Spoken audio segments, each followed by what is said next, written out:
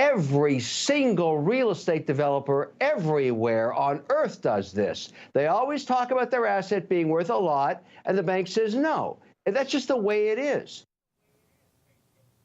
Just the way it is. The truth won't matter, of course, because lately it never does. If you study history, you learn about the tendencies of those who want to attain more power and control over free people. And those tendencies always almost begin with bending reality, blurring the truth, and of course censorship. And we're seeing all of these things happening right now in this country all the time. On Friday, E. Jean Carroll, a clearly unstable person, was awarded more than $80 million by a New York jury after claiming she had been defamed by Donald Trump as Trump publicly fought back against her claim that he raped her in a dressing room decades ago. Now, a wealth of exculpatory evidence was not allowed at the defamation trial, as the judge was not only blatantly anti-Trump, but also, apparently, the judge was a mentor for E. Jean Carroll's attorney in the past. So the judge and the plaintiff attorney had a close relationship, the most grotesque conflict of interest you could possibly imagine. In the end, we'll see if that even matters. We'll see if they even care about that. Judge Kaplan refused to allow defense experts. He refused to allow proof that E. Jean Carroll had destroyed evidence. It's also worth noting that E. Jean Carroll has been accusing men of sexual assault her entire life, including a babysitter's boyfriend, a dentist, a camp counselor, an unnamed college date, an unnamed boss, and CBS's former chief executive, Les Moonves, just to name a few. Nobody cares. Just toss Donald Trump on that pile with no evidence whatsoever. She can't even remember the year, doesn't remember the season it happened, and just give her $80 million. That's your country now, and somehow nobody's really talking about it.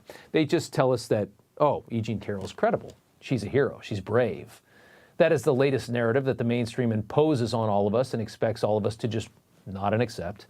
E. Jean Carroll is going to be on every TV channel this week telling Americans to vote for Joe Biden, like she did on CBS this morning. Have you heard from Joe Biden's campaign arm about potentially campaigning against the former president, Donald Trump? No. Are you interested in doing so? Do anything I can.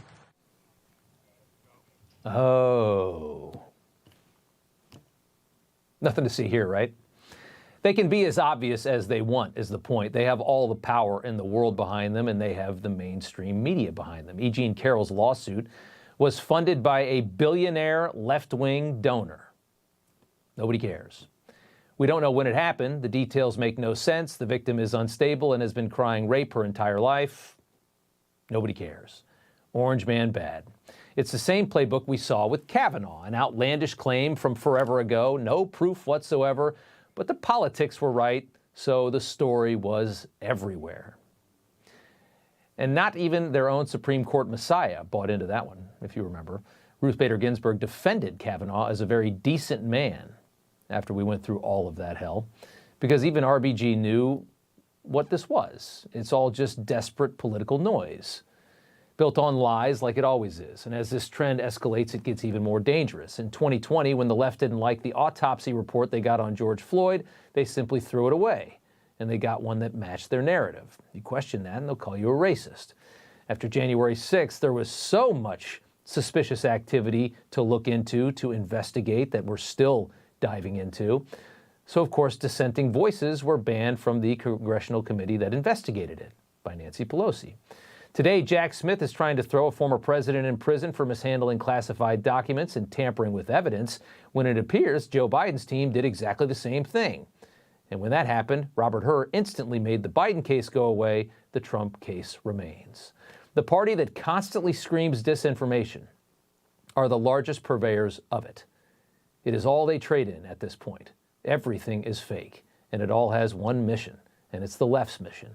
And if Trump was not running for president, trust that you would never know the names Letitia James, Jack Smith, Fani Willis, Arthur Engoron, or Alvin Bragg.